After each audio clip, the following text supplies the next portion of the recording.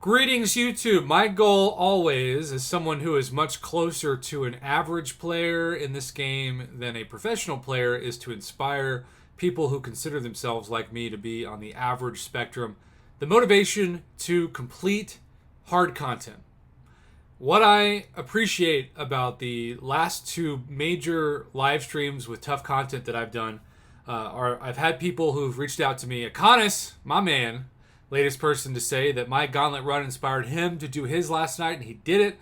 Congratulations. We both had, shall we say, challenging results in our 6-star crystals. But the same was the Abyss, you know? I completed the Abyss. People were inspired to do it. And so we only have less than now 4 days to complete the Grandmaster's Gauntlet. And so my goal in this video is to talk about who I used, what I learned, what I regret, and what I'm thankful I did.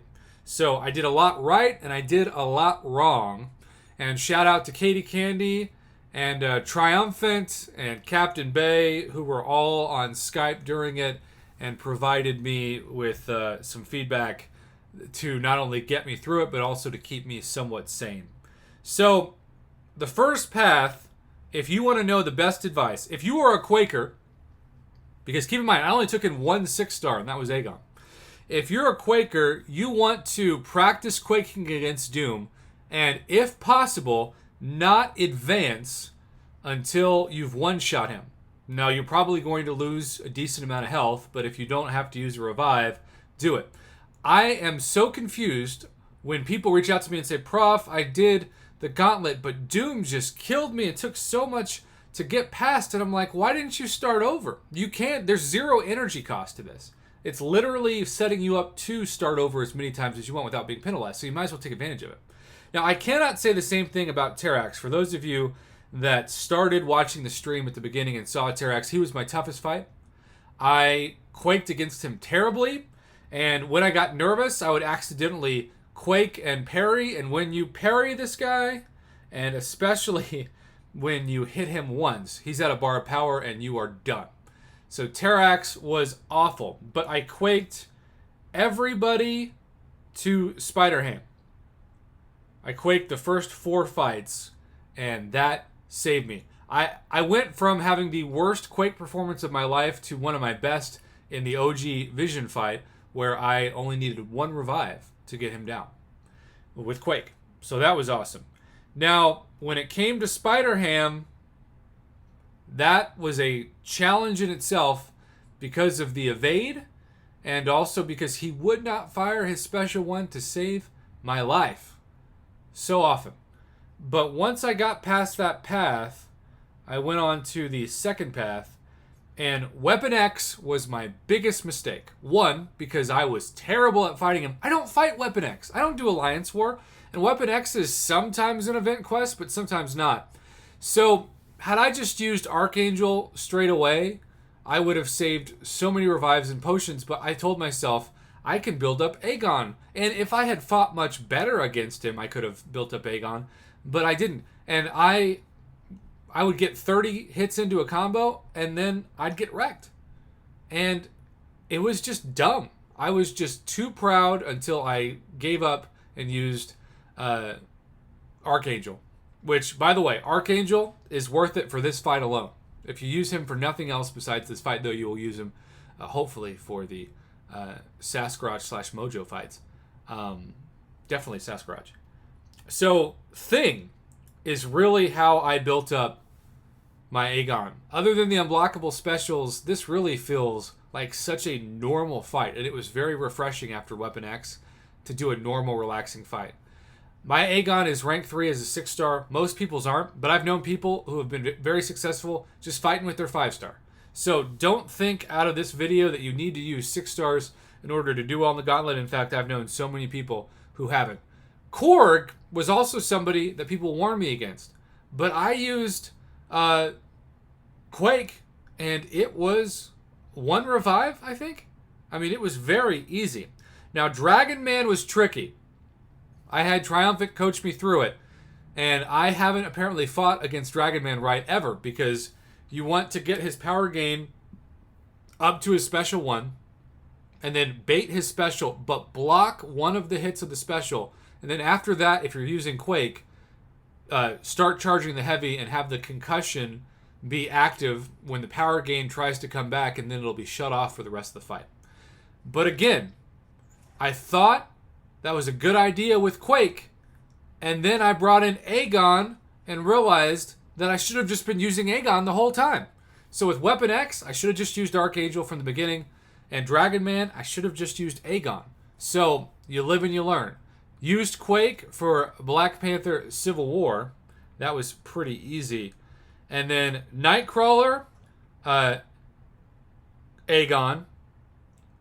Spider-Gwen, Aegon. Domino, this is the, no doubt, most important time to have any kind of Ghost skills. Now, I am still terrible with Ghost, but what you want to do, because you're going to be taking a lot of damage just off of the critical failures, you want to bait 2 special ones in a row from Domino, build to a special 2 with Ghost, phase, and then unlike me, as soon as you phase, and you've got Wasp especially, go unblockable, hit that special 2. Don't delay to get the most crit possibilities out of those triple hits for that special 2 animation.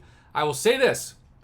One of the takeaways that 2 of my subscribers had on that Domino fight is that you should not bring in Wasp, instead bring in Hood to survive longer. So if you're a Ghost player and you want to swap Wasp for Hood, that might actually do you more good. Mojo, I used Quake, Immortal Abomination. I think I used Aegon for. I thought it'd be Quake, and I tried Quake, and then I used Aegon, and it went better. Aegon was my MVP when in doubt. Now, Apocalypse, maybe you're better at dexing the specials than me, but between that and the degen damage, Apocalypse, you're just going to take the L on. You're just going to take the L. So, with Aegon, get in, do 6 to 10% damage, get 20 to 30 hits, and then bank that combo and rinse and repeat. You'll be hard-pressed to use less than 5 revives that way. Against Apocalypse, probably closer to 10.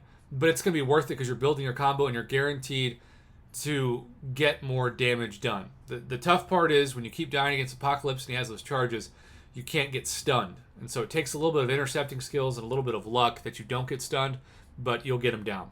On the other hand, this guy was supposed to be terrible with life cycle, but what I did was I used Quake to get him down to about 10 to 20%, and then used Archangel to finish him off. So that is the best strategy there. Killmonger and Void, I both used Aegon. I thought Quake would be best for Nick Fury, and he was, but then she was at the beginning, but then when I died, I brought in Aegon, and once again, he did amazing. So when in doubt, you can finish Aegon's combo off and ramp it up until the boss on those last 3 fights. Now, I was terrible at intercepting that last phase of Nameless Thanos, so definitely be better than me there. But, again, I know I sound like a broken record. Aegon's going to be the best option for you, especially if you've got a combo over 500 at this point. And, yeah, there's no inverted specials, so you don't have to do inverse controls. And that can throw you if you don't know it, and then you find out the hard way when you ran smack dab into the animation that wasn't the case. But overall, it took me, not including breaks, about 3 hours. If you don't include breaks, I guess you could say I took about 2 hours and 45 minutes. But at the same time, I struggled against Terrax. Terrax was pathetic. If you go back to my Terrax fight, you're like, wow, how'd this guy ever finish? But I had some one-shots, I had some one-revives, so it balanced out. But the other thing is, don't waste your potions against Nameless Thanos in that last stage, because if he hits you once, you're dead. So just use like a level 1 or level 2 revive with Aegon. And hey, if you want to bring in Heimdall as maybe, like if you're confident with Ghost without Wasp and Hood, I'd say bring in Heimdall as the 5th, because especially with Aegon, you're going to allow yourself to carry over that combo by quitting out every time.